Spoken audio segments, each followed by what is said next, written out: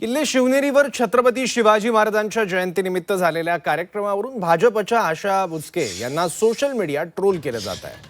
मराठा सेवा संघाच्या अभिवादन सभेत आमदार शरद सोनवणे यांच्याकडून आशा बुचके यांनी माईक हिसकावून घेतला। त्यानंतर उपमुख्यमंत्री सुनेत्रा पवार यांना उभं ठेवत आशा बुचके यांनी भाषण केल्याचा व्हिडिओ व्हायरल झाला आहे।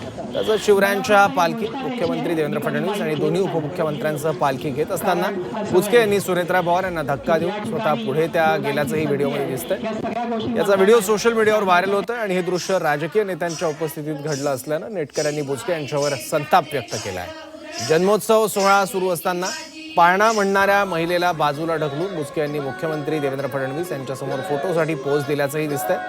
हे वर्तन शिवजयंतीच्या सोहळ्यामध्ये होणं अयोग्य ठरत असून आशा बुचके यांच्यावर सोशल मीडियातून मीम्स आणि टीकेचा पाऊस सुरू आहे। मला फक्त एक घोषणा द्यायची आहे, मी कधी माईक घेत नाही, कारण असं आहे की ज्या ठिकाणी बोलायची संधी आहे या सगळ्या गोष्टी मंत्रालय साहेबांच्या